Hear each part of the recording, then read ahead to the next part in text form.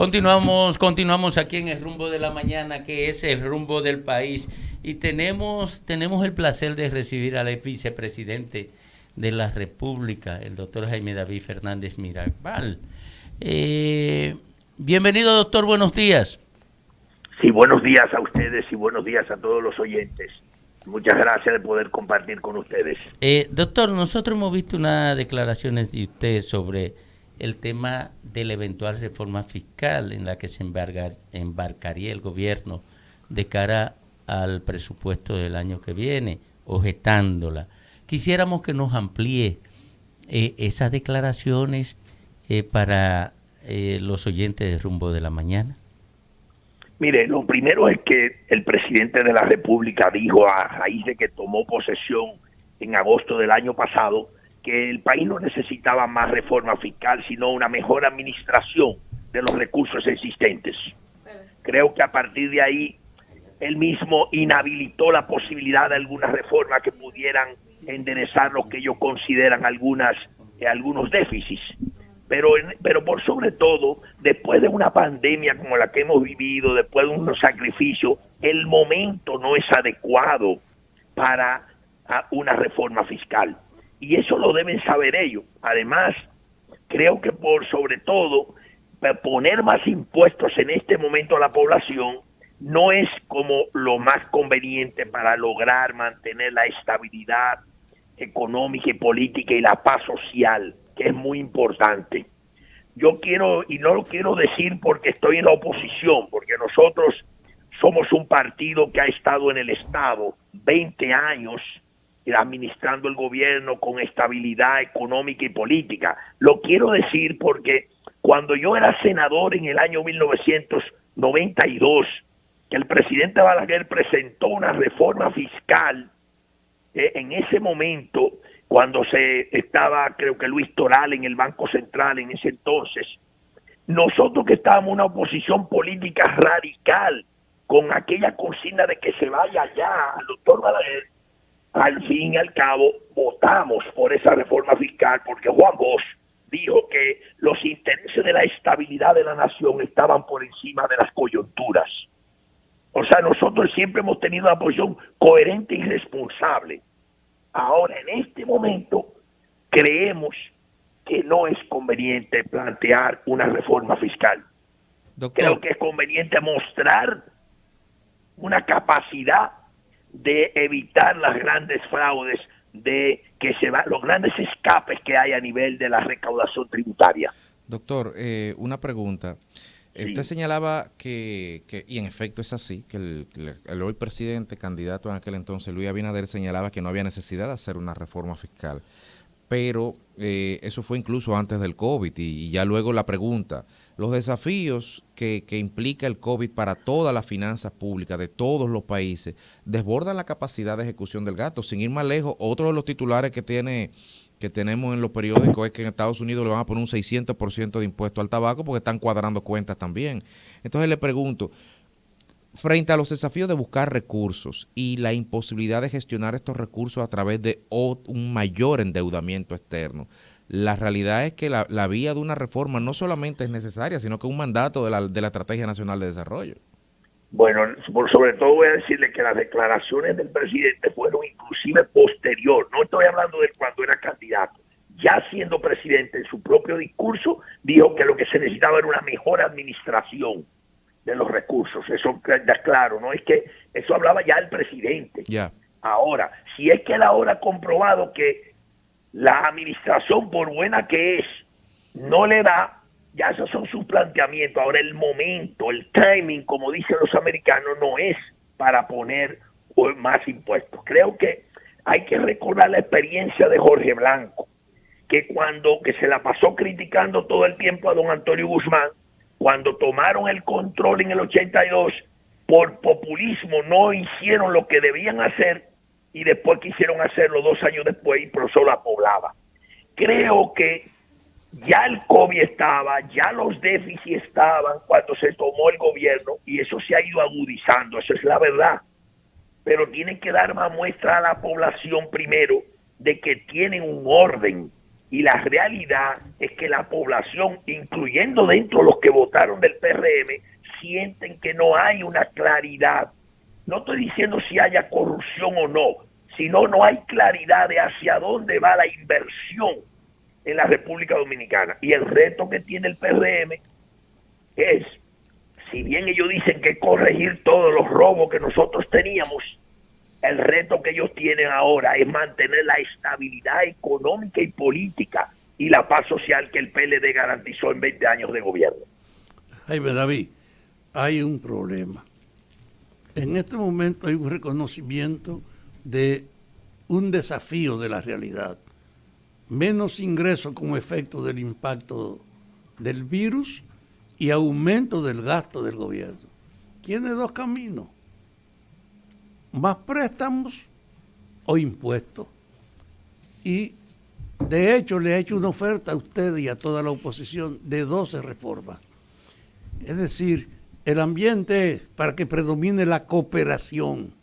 Y sin embargo, los partidos de la oposición están adelantando su vigencia con su promoción y rechazan ningún tipo de colaboración colectiva. Yo creo que hay un problema de fondo. Lo grave es que ahora debe predominar la cooperación y está predominando la competencia. Tú, en experiencia como vicepresidente, ¿qué te parece de si es verdad que en este momento debía prevalecer la cooperación y no la confrontación? Mira, yo siempre he dicho que el populismo es simpático al principio y odiado al final. Cuando usted quiere hacer un discurso populista y promete aquí, promete allá y promete esto y promete lo otro y no se ocupa de poner la casa en orden, las cosas pueden ser difíciles.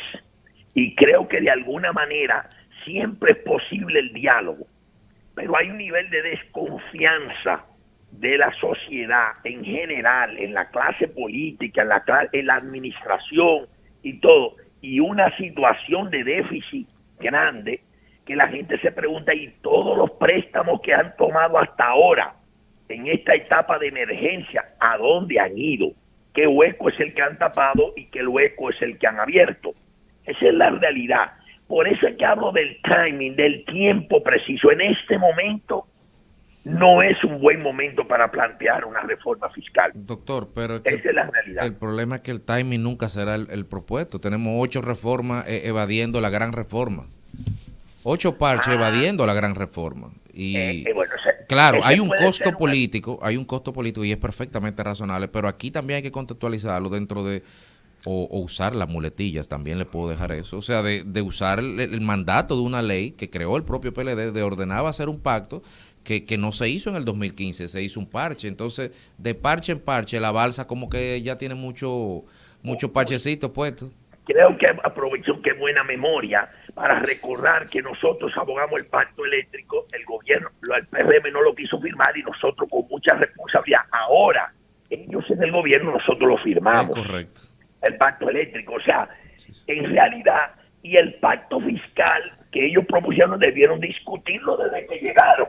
Si el momento en que llegaron, en el que todo el tiempo iba a todos los miles de millones que nosotros nos robamos, ese momento también debe aprovechar para discutir esos planteamientos y no decir una serie de medidas populistas para ser simpáticos que ahora es difícil lograr imponerlo. Creo que siempre el diálogo es importante mantenerlo, pero en este momento querer imponer una reforma fiscal no es lo más correcto. Y en política debemos aprender qué es correcto en un momento determinado y cuál es en otro momento determinado lo que se debería hacer.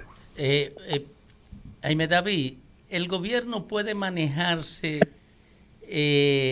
sin buscar más recursos, sin que corran peligro, sin que corra peligro la estabilidad macroeconómica? Nosotros planteamos, por ejemplo, siempre plantea usted debe manejarse de acuerdo a los recursos que tiene. ¿Cuáles son los planteamientos que ha hecho el gobierno para reducir gastos en algunos lugares? Si las nóminas que ellos mismos criticaban, que estaban supernumerarias en nuestro gobierno, ellos las han aumentado esas nóminas. Las han aumentado las nóminas. Entonces usted dice, bueno, la gente dice, bueno, y esa crítica que se hacía de que aquellos gastaban así como que no era de ellos, como hacemos los políticos que gastan de lo que no es de ellos. Lo veo yo a veces dando, no solo esto, sino lo pasado. Por esos políticos que andan dando en la calle, yo siempre plego la cara y pienso, ¿de dónde lo saca? Esa es la realidad. Esa capacidad de ser botaratos que se nos criticaba, ellos no han mostrado en ningún momento una actitud de reducir esto.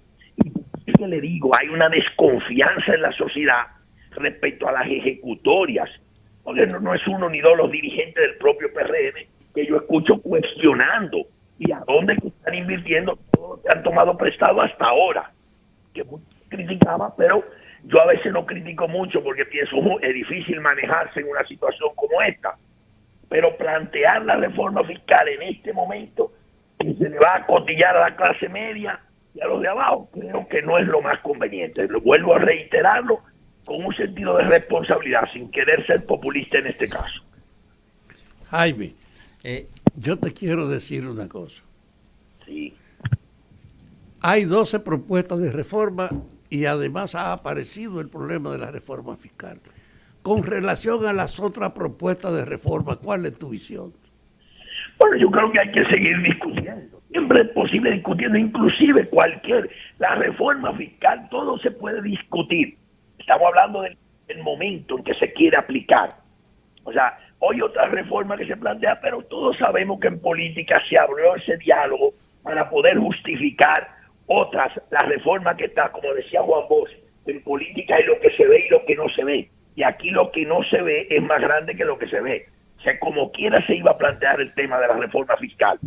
Que se quisieran instalar en otras reformas, pero esa era la principal. Y luego hablar de reforma constitucional para regar bolas. No, ese es el manejo político que entendemos. Ahora, creo que todo hay que seguirlo discutiendo. Por eso nosotros estamos ahí también. Y no es que creamos que eso sea un diálogo de sordos, no. Creo que de ahí siempre saldrán resultados, porque del diálogo es de lo único que se saca resultado. Porque de la guerra y de las radicalizaciones no se saca ningún resultado, solo del diálogo. Y en eso, aunque aparezca canzones a veces, pero hay que seguir dialogando. Creo que siempre todo es discutible y algo positivo se sacará de ahí. Pero vuelvo y reitero, como hablamos de la reforma fiscal, en este momento no es conveniente plantear una reforma fiscal. Jaime, tratando de expresarlo en forma metafórica, la cantidad de anuncios de ahorros que supuestamente ha hecho el gobierno en distintos departamentos me ha dejado la impresión de que este gobierno se ahorró en los últimos tiempos prácticamente un presupuesto nacional. Yo sé que eso es parte de propaganda.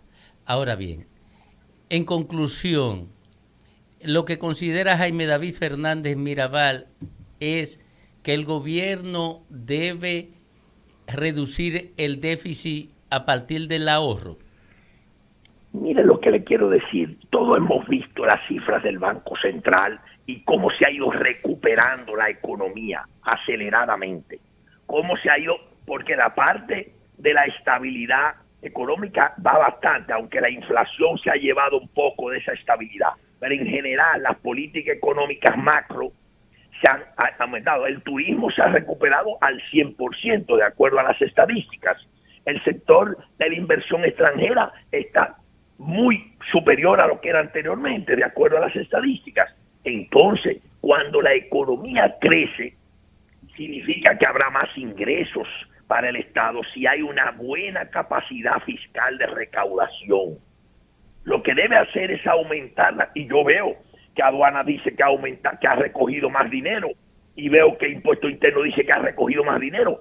Entonces, ¿cómo es posible que si se están recogiendo más dinero, entonces ahora la situación está que necesitamos una reforma? Yo creo que cuando se estabilice esas recaudaciones fiscales que deben nacer del crecimiento de la economía, entonces se puede discutir el otro tema de una reforma fiscal, porque ya se demostró que con lo que hay no es posible generar los ingresos suficientes.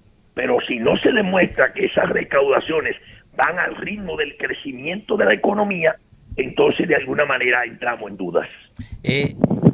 Para el presupuesto que se está ejecutando en estos momentos, se estableció ingresos por unos 100.000 millones de pesos que provendrían de la venta de activos propiedad del Estado. Eso aparentemente no se dio o se desechó finalmente porque no se ha vendido ningún bien del Estado. Ahora apareció la información atribuida al director de presupuesto de que se vendería la empresa generadora hidroeléctrica. El presidente lo ha desmentido, dijo que no, que alguien se inventó eso. ¿Cuál es la posición del PLD respecto a la enajenación de bienes propiedad del Estado, que aparentemente ese es un proyecto del gobierno, pero que todavía no ha comenzado a ejecutarse? La primero es que nosotros tenemos que haber aprendido de los errores anteriores. En política usted no llega de improviso, usted tiene que aprender. Y en el PLD cometimos errores cuando aquella línea básica de privatización de todo por privatizar. Y cometimos error de no saber seleccionar qué sí y qué no se podía hacer. Y tuvimos los resultados, inclusive las distribuidoras, para citar un ejemplo, que hubo que se vendieron y después se recompraron, porque nos dimos cuenta que la situación en nuestra área estratégica así no se manejaba. Por tanto, creo que en el PLD y en el PRM, que tanto nos criticaban, ambos debimos haber aprendido de cosas que no debieron hacerse en el pasado. Querer ahora plantear, imagínate tú, la gallina de los huevos de oro, lo que no le cuesta nada al Estado producir esas riquezas del agua, que genera el agua en energía, tanto para el consumo humano, como para la producción agrícola, como para la producción energética, que son en orden de prioridad esos tres, que nosotros querramos ahora y que pasar al sector privado, como que el sector privado siempre más eficiente, porque ese es un discurso que se va a dar inclusive para decir que Punta Catalina es ineficiente y que hay que pasarla también a las manos del sector privado. Por tanto, segunda cosa, que eso no se debe hacer. Y tercera cosa, de que el presidente dice que no está de acuerdo, pero hay funcionarios que lo dejan filtrar. Esa es mi gran preocupación de lo que estoy viendo en el gobierno, que siento que antes el presidente tiene una intención, pero los funcionarios parecen por otra. Es como si estuviésemos dirigiendo una orquesta, pero cada músico está tocando lo de ellos. Siento que ya se están promoviendo proyectos internos, cada uno como islas en el gobierno, y eso es muy delicado para lograr consolidar las buenas intenciones que tenga un presidente. Gracias, Jaime David, muy amable de tu parte por responder a todas estas preguntas. Gracias a ustedes, que además son mis amigos por el imperialismo de la amistad. Un saludo, doctor, un saludo. Ustedes. Bye, bye. Gracias. Rumbo de la mañana.